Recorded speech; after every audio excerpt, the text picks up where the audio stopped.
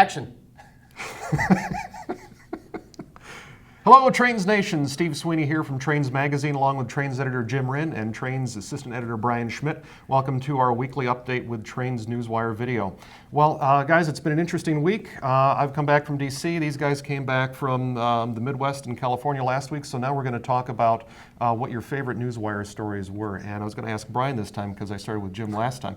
Brian, what was your favorite Newswire story from the week so far? Favorite Newswire story this week, Steve, is the first look at the Metrolink F-135 locomotives from EMD. Ooh, so do tell. This is a new model that they're building, 20-cylinder Caterpillar engines, after treatment to meet Tier 4. Right. But what's great is that these were purchased, ordered, whatever, without a demonstrator out there. So nobody has seen these. There hasn't been one out that they've been trying to sell the whole way. There's only one photo right now. There's only one photo right now, right, from Metrolink, and it's available on Trains Newswire right now. Yes, it is. And it's just great to see this first look. We haven't seen a new locomotive body in quite a while. The Tier 4s from GE and EMD are both derivatives of their most recent models.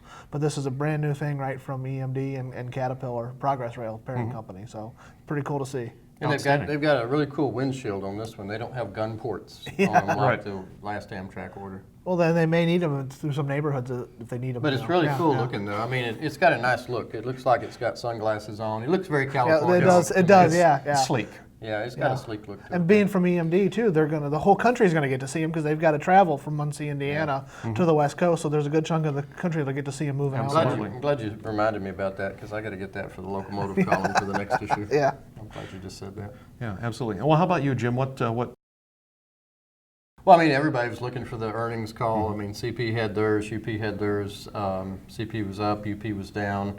It's kind of interesting to see all those happen, because everybody's interested in how revenues are doing and car loadings and everything. Because there is a sort of an industrial recession, as Matt Rose calls it, going on right now. So that's a big thing. The steam lover in me loved the announcement over at the Reading and Northern that they're going to work on their big Reading T1 484 this week. I've never seen one of those run. I've seen doggone near everything else run. Right. I've never seen one of those things run, and they tell me that is a horse. And I really do want to see one of those things. That is a big, beefy locomotive, isn't it? It is a big, beefy locomotive.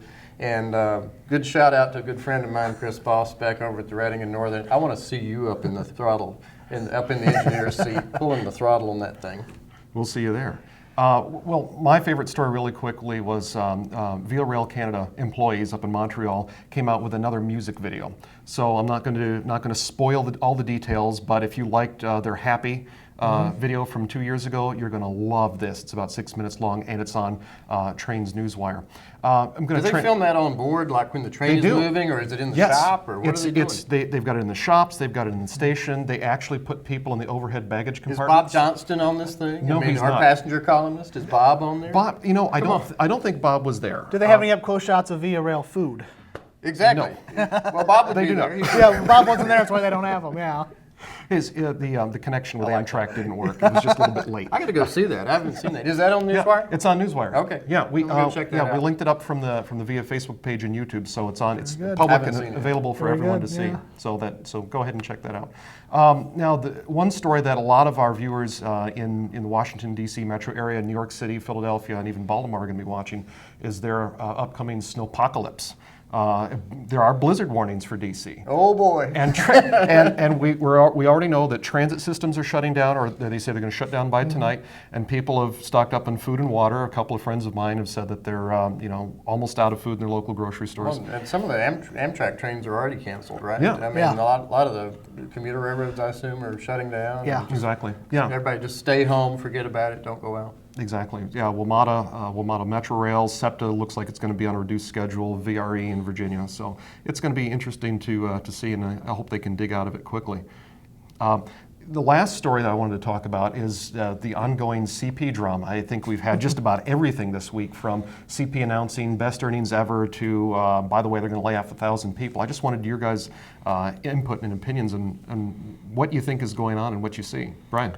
I think this is, I can't say what's going to happen next because there's been so many surprises along the way, but I'm confident this is going to be a good year for Trains Magazine news. There's going to be plenty out there for us to report, plenty out there for the readers, and we'll be there on top of it all, and there won't be any shortage of stories and clicks from this. I totally agree. And Jim, what do you see from the Admiral's point of view? I saw a white flag come up this week whenever Hunter Harrison said, hey, all the opposition that's lining up against this thing, the timing may not be right. So I wonder if that's not the white flag that's beginning to be raised on this whole thing. That's right. And it, to me, if it does collapse, this will be the first indication that the CP decided it was not the right time to go for a merger.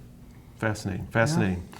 Well, you get a chance to read about all of these stories and more on Trains Newswire at trainsmag.com. For everyone at Trains Magazine, have an excellent day. Bye.